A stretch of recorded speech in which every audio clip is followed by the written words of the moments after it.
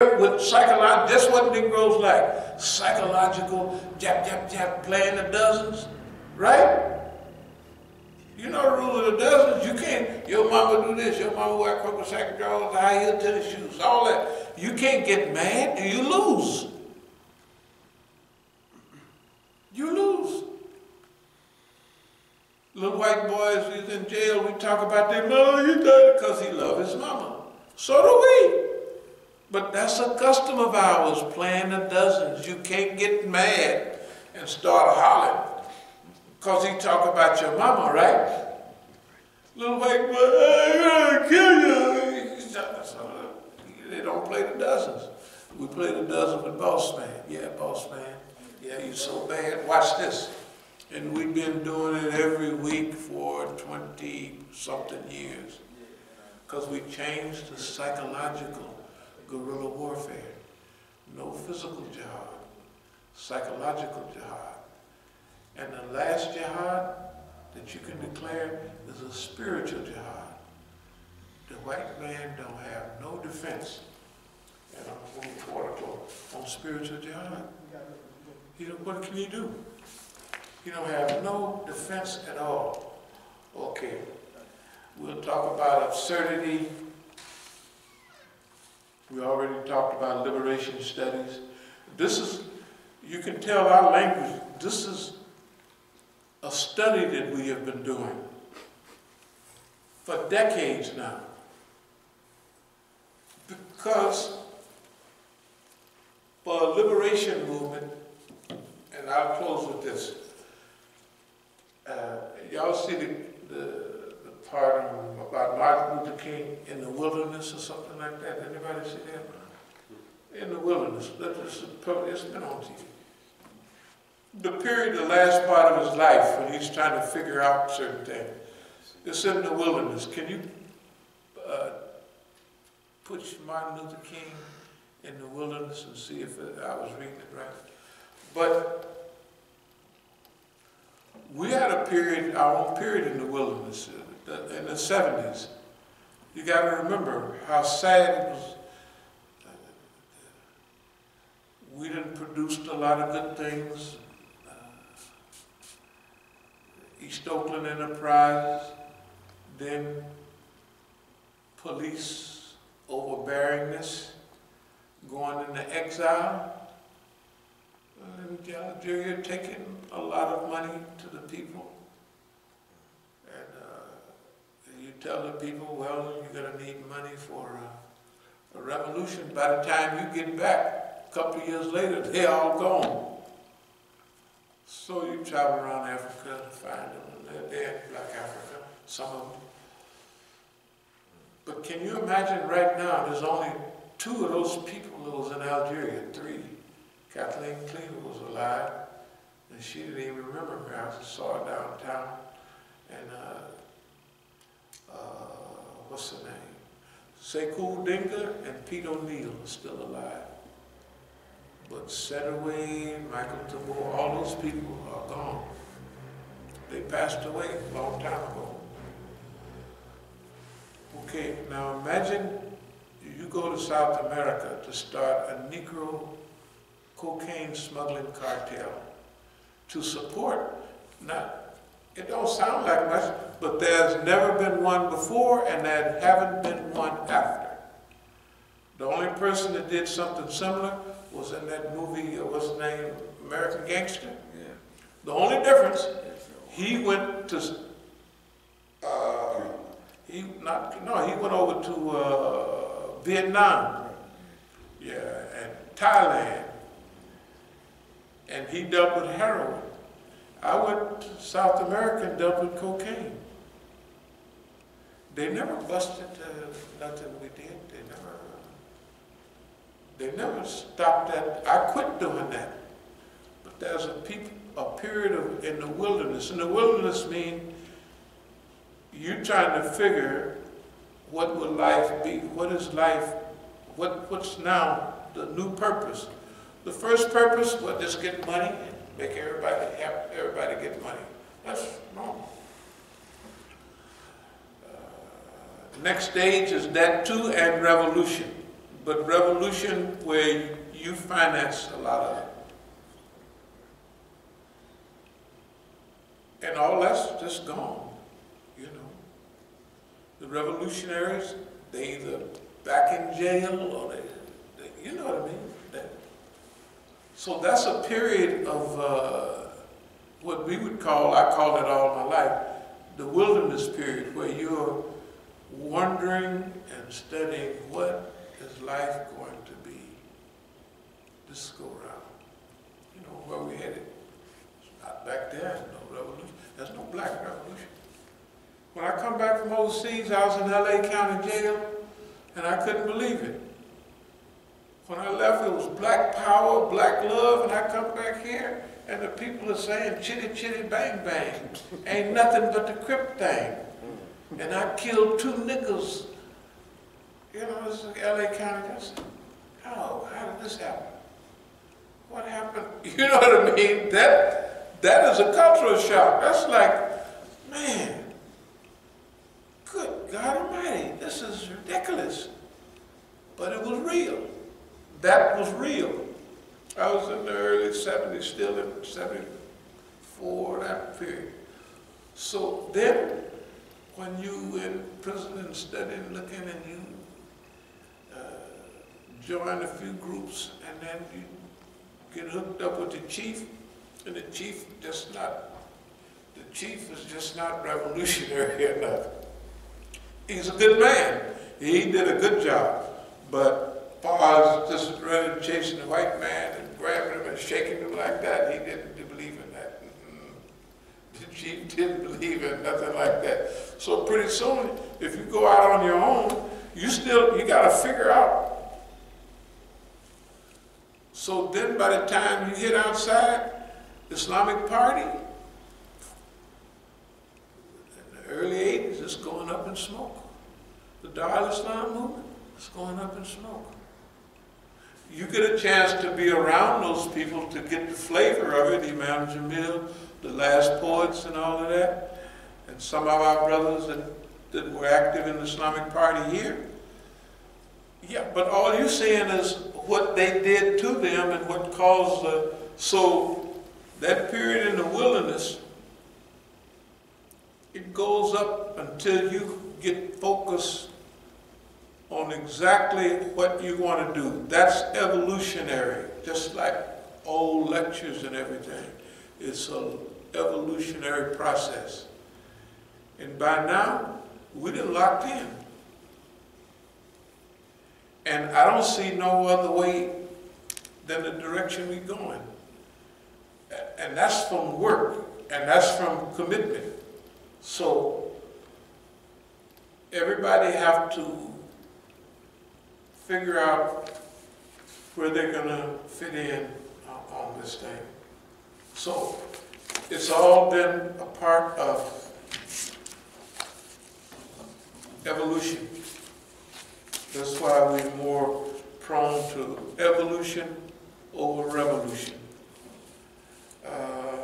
Are there any questions or comments about anything we've said? I got a comment. Yes. Last night, I watching, they was talking about Channel Press TV.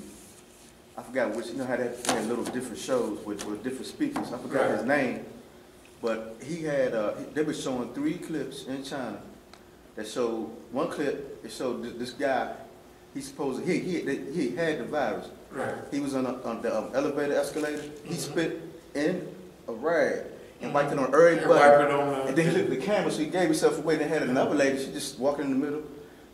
She coughed on the picnic table, looked around, and coughed on it again. Right. That was another clip. Then they had another clip of a Chinese guy in the restaurant. It was a tray full of bagels that be on layers. Right. He had a hood on. He just took every bagel, started spitting on each one of them, and then ran off.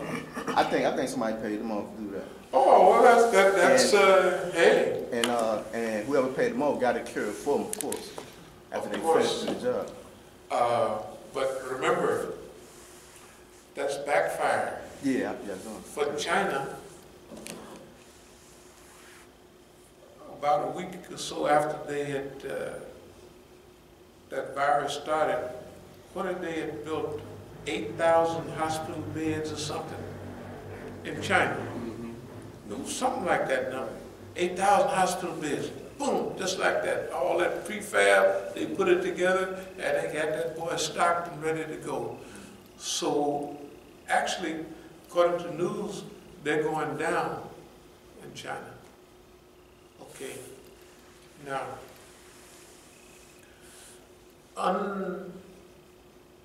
when they hit into another environment, where you get into the arena of unreasonableness, and the conditions change to where you have circumstances that you didn't intend to happen. Unintended circumstances. That's happening to the West right now. Remember, their stock market is hitting them. Hey, man, it ain't been, what do they say? They haven't been like this since 2008. That was during the last big crash. They have 10-year cycles and other cycles. The rich white people was holding this boy up.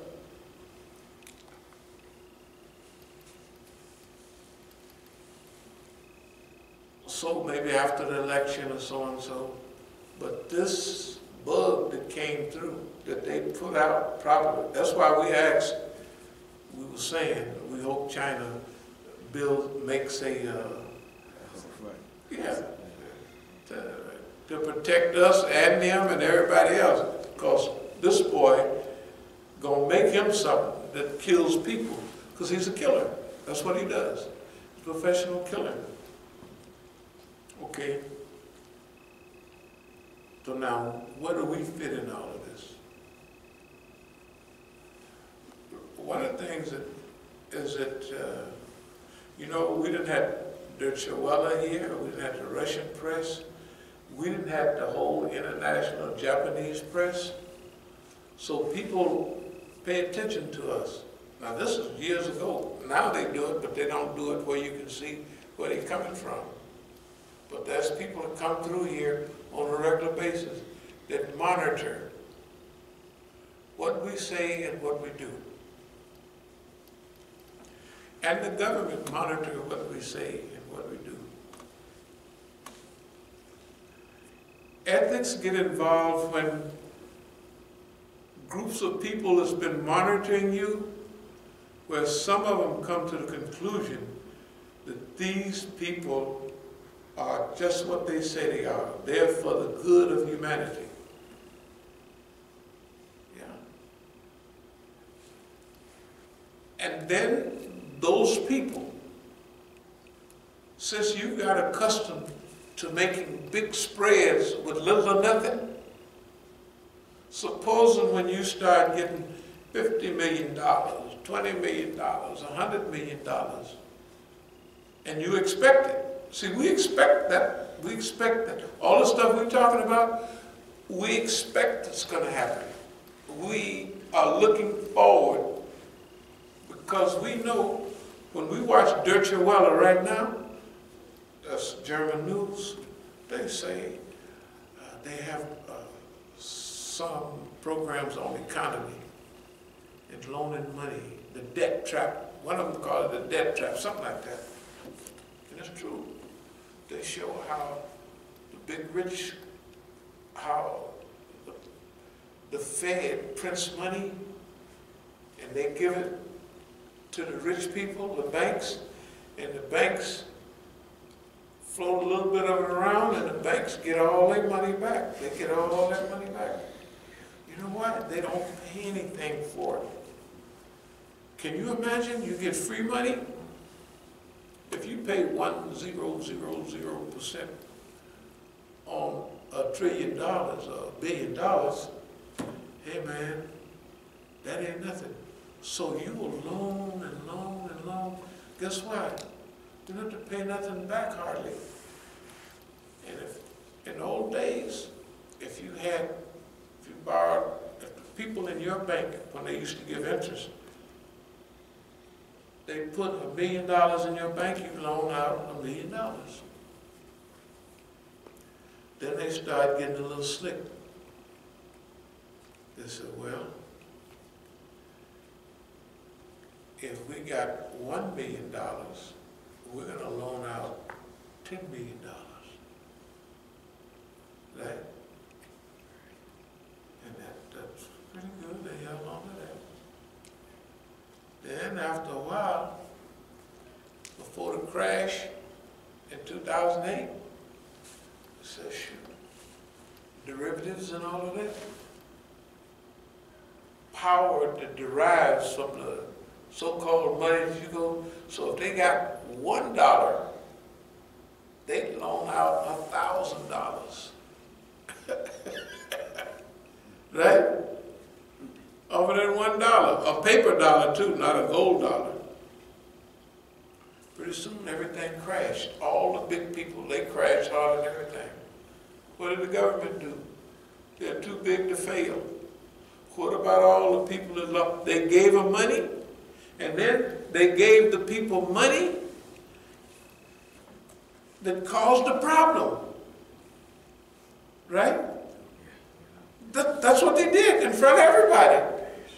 Me and you, I lost my house. You're not too little to fail. No. Too big to fail. You little people, y'all can all fail. Right? Where all the homeless people come from? Where are all the people that's underwater?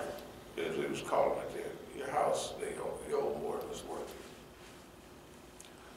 That is right around the corner.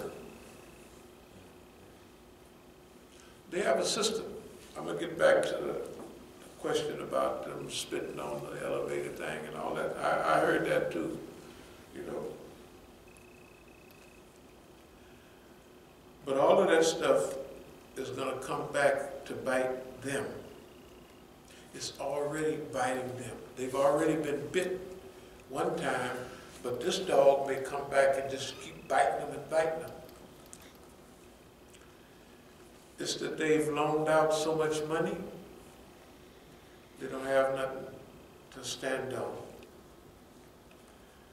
They've got in wars that all they do is kill people, war, right? Who gets that money? The people that make the weapons, right? What do they care about me and you that use the weapons? Absolutely nothing. Half of them are living in the street. You got to remember, 22 Americans per day commit suicide. American military, ex-military. That's just the number they give. It's still about the same? Yeah. Not only that, I mean, not to cut you off, but they just had on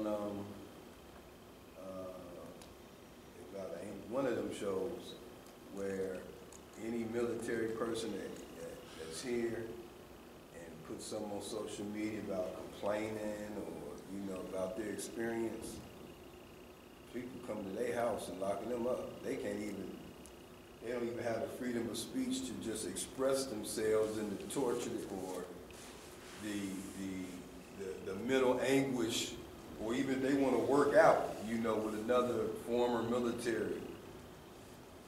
They come into the house, they got a whole operation that they come into your house and taking you, detaining you, or whatever the case is. So-called heroes, they heroes. This is what they doing. Hey man, what was they called? Them wounded heroes or something? Yeah, wounded warriors. Wounded warriors. That's what they call them. Can you imagine? They have to have a program of people taking care of people that the government sent to get messed up. It ain't nothing new. The only time they treated American soldiers good was after World War II, the GI Bill. The GI Bill. And in those days, people was kind of crazy, shell-shocked and all that, what they called it. But this time, okay, all of that is going in our direction. How? the military state, first of all, you don't have any of the freedoms that we had when we was hollering about freedom back in the 60s. You had 10 times as much freedom as you got now. You got more freedom then, during segregation, right? When they was lynching Negroes, than you do now. You don't have, not only the military can't speak out, they got video cameras, they got digital. Hey man, all the food you eat, you use a credit card, you use this, you use that. They know what you like to eat, when you like to eat it. They know your whole schedule. They know who. They can press your name, and all that stuff is gonna brrr. That's what over 90% of the people in America. We don't have any freedom anymore. And then the people are not yelling as much about, they turn out this is normal. Nah, video cameras everywhere. Okay, facial recognition. They don't talk, you don't hear nothing about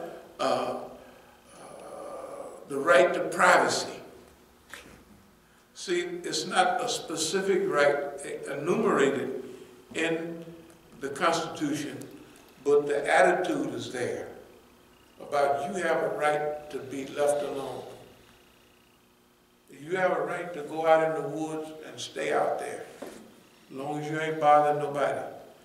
You got a right to do that, a right to privacy. You got a right to call anybody on your phone that you want. They don't have no right to, oh, you call so-and-so so many times. That's going our way. Every time when the Dajjal and this, we call for decades now, we said that the earth is in a global lockdown. So we're going to help liberate the people. That's our job as Muslims. When this is all over, they're going to like us. The people, the society, they're going to call us heroes. Yeah. Why? All this crap we're taking now is for them.